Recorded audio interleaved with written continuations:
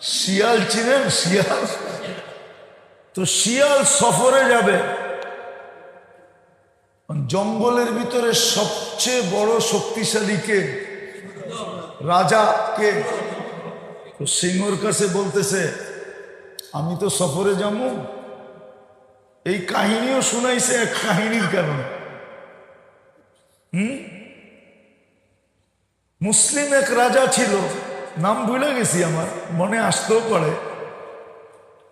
তো ওনার জামানায় দুর্ভিক্ষ শুরু হয়েছে।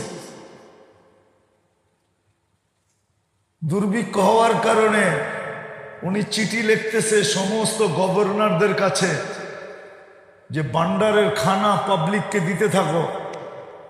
কিন্তু ভান্ডার কয়দিন চলে? রাজার গোলাও তো একদিন শেষ হয়। তো রাত্রে বাদশা চিন্তা করতেছে আর খাদেমে পাও টিপতেছে। তো বলতেছে জাহাপনা আপনি এমন করেন কেন? বলছে ঘুম আসে না রে, পুরো রাজ্যে দুর্ভিক্ষ চলতেছে, গোলার খাওয়া জানি কখন ফুরায়া যায়, কি জানি ঘটে। তো খাদেম বলতেছে জাহাপনা অভয় দিলে একটা কাহিনী শোনাবো। শোনা। তখন এই কিচ্ছা শুনাইছে যে শিয়াল একদিন সফরে যেতেছিল, শিয়াল নিয়ে আর কি, তার কাছে ছোট বাচ্চা ছিল, বাচ্চা নিয়ে সফরে যায় কি করে? সে বাপসে যদি বুঝায় সোজায় সিংহের কাছে রেখে যেতে পারি, তাহলে ওনার চেয়ে তো শক্তিশালী জঙ্গলে আর কেউ, উনি তো রাজা, ঠিক না?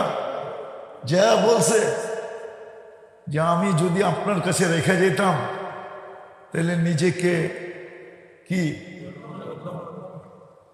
নিজেকে চিন্তামুক্ত ভাবতে পারতাম যে আমি চিন্তামুক্ত, আমার কোনো চিন্তা নেই, নিরাপদে আছে, ঠিক না?